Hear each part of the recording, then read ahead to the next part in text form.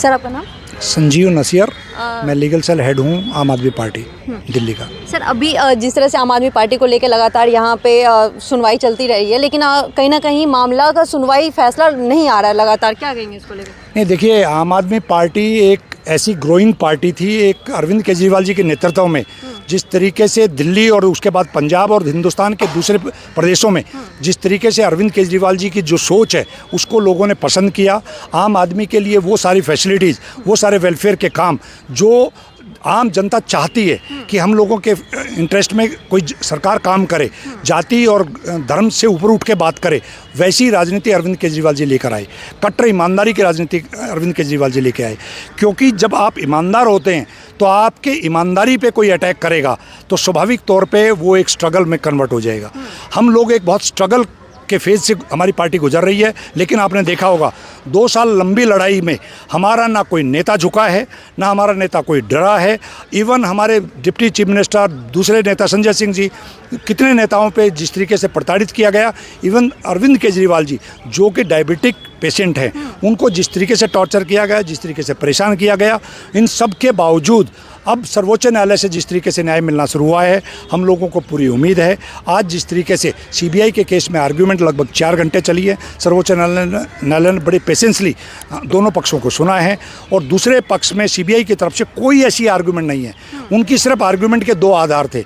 एक तो उन्होंने कहा कि इन्होंने सीधा हाई कोर्ट क्यों अप्रोच किया, सेशन कोर्ट क्यों नहीं गए। वो कानून में प्रावधान है, कोई भी आदमी सीधा हाई कोर्ट अप्रोच कर सकता है, कानून के अंदर प्रावधान है। तो मैं सेशन कोर्ट के बजाय मैं सीधा हाई कोर्ट जा सकता हूँ, तो उसका काउंटर हमने किया। दूसरा, उन्होंने कहा कि 41A का नोटिस इसलिए रिक्वायर्ड नहीं था क्योंकि वो कस्टडी में थे। वो हमने एलोबरेट तरीके से आर्ग्यूमेंट रखा कि 41A के नोटिस में कहीं ये प्रावधान नहीं है कि अगर कोई कस्टडी में है तो आप उनको नोटिस सर्व नहीं करेंगे। नोटिस मैंडेटरी है, क्योंकि उससे पहले भी आपको ध्यान होगा 2022 में ये FIR हुई थी। 2023 में सीएम साहब को सीबीआई ने कॉल किया था। सीबीआई ने 8 घंटे तक पूछताछ की थी। उस पूछताछ के बाद सीबीआई जाकर सो गई थी। सीबीआई की एंट्री भारतीय जनता पार्टी के कहने पर इसलिए हुई क्योंकि ईडी में अरविंद केजरीवाल जी बाहर आने वाले थे।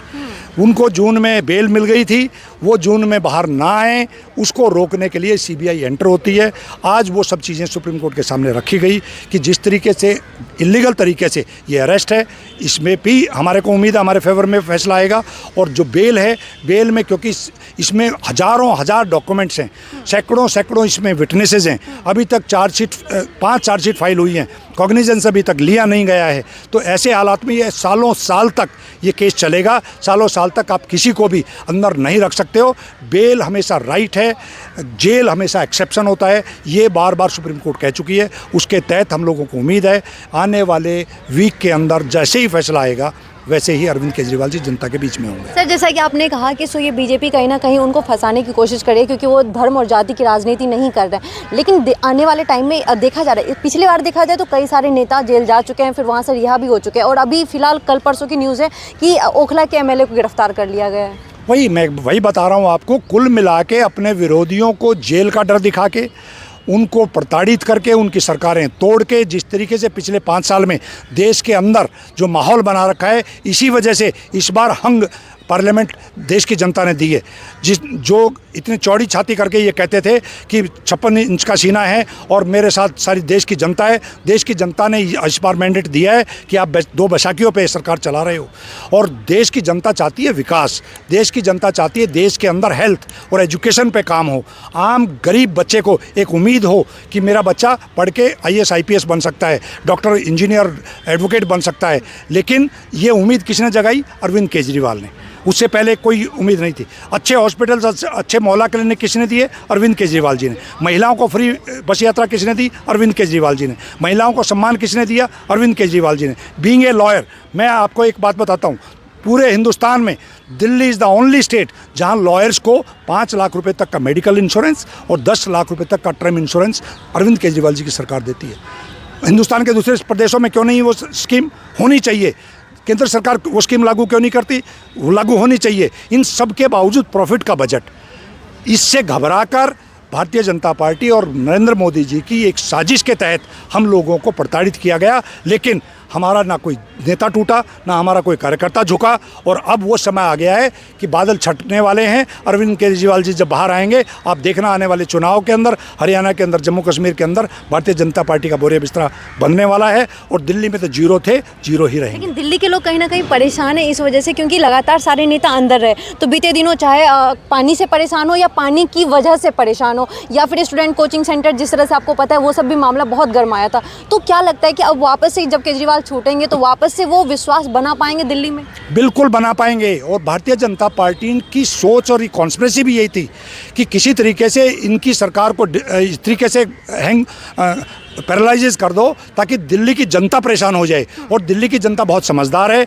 दिल्ली की जनता की समझ में आ रहा है कि ये सारी साजिशें इसलिए रची जा रही हैं क्योंकि दिल्ली की जनता को जो वेलफेयर स्कीम्स अरविंद केजरीवाल जी की सरकार दे रही थी उनको रोका जाए, या और जो आगे काम होने वाले थे, जितनी स्पीड से दूसरे कामों पे काम होने वाले थे, उन स्पीडों को रोका गया। हाल ये बना रखा है, अगर हम एक लेमैन के लैंग्वेज में कहें, कि अरविंद केजरीवाल जी के हाथ और पैर दोनों बांध के और उनको नदी में डाल दिया, आप तैर के दिखाइए। फिर भी वो तैर के दिखाया है उन्होंने। हमारी सरकार, हमारे नेताओं को पर हमारे को गर्व है कि हम लोगों को जिस तरीके से चारों तरफ से घेरा गया, प्रताड़ित किया गया, एक झूठ का पुलिंदा बनाया गया, उसके बावजूद ना हमारा कोई नेता झुका और ना हमारा कोई कार्यकर्ता झुका। और दिल्ली की जनता, जैसे ही अरविंद जी बाहर आएंगे, दिल्ली की जनता के अंदर विश्वास भी जीतेंगे दोबारा पूरी तरीके से। और दिल्ली की जनता के जो रुके हुए काम हैं उनको भी स्पीड अप करेंगे। आने वाली सुनवाई में क्या लगता है कि क्या अरविंद केजरीवाल जी बाहर आएंगे या फिर से सुनवाई टल जाएगी? नहीं, अभी आज ऑर्डर रिजर्व हो गया है, अभी सिर्फ फैसला आना है। सर्वोच्च न्यायालय मोस्ट लाइकली अगले वीक में फैसला देगी और जब फैसला आएगा तो अरविंद केजरीवाल जी बाहर होंगे। Thank you so much sir, thank you. तो जैसा कि आपने देखा यहाँ पे हमने बात की सुप्रीम कोर्ट के वकील से, और इन सभी बातों में उन्होंने बताया, अरविंद केजरीवाल का पक्ष बताया।